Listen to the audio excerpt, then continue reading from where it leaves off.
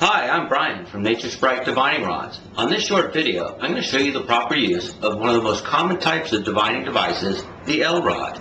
The L-Rod is usually made of metal and bent such that there is a handle and an indicator arm.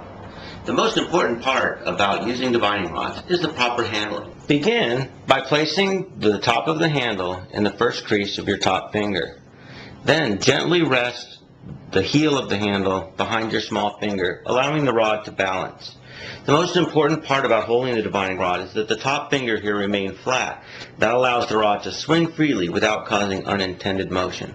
Now everybody's hand is sized and shaped somewhat differently, so do feel free to experiment with different kinds of ways to hold the rod that are comfortable for you, but always being mindful that the top of the finger must be straight and that the rod should be level to the ground or slightly dipped downward. If the rod dips upward, it will cause unintended motion. Once you have practiced holding the rods in each hand, the next step is to extend your arms.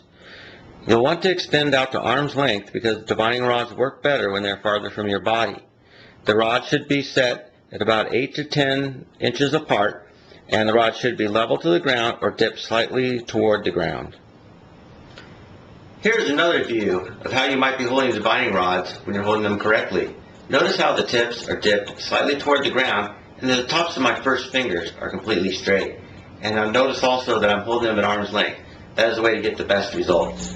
Now it's time to get started. With your rods held out in front of you, walk slowly forward. When the rods encounter water, they will cross each other.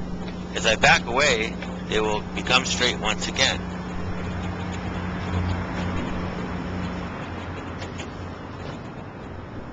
In this simulation, I'm using a garden hose to simulate an underground buried pipe. Once you have found the pipe with the two rods, try using a single rod. The one rod will always line up parallel with the underground pipe.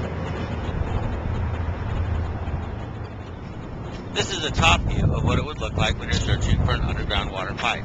Notice how they cross when they get over the pipe.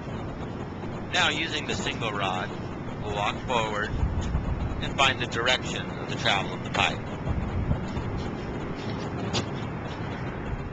Well, I hope this short video has helped you understand the proper way to use the L-Rod. Now it's time for you to go outside and practice, for divining is something you can improve with practice. If you need a set of L-Rods, check us out at naturesprite.com, your source for handmade divining rods. Thank you and have a divine day.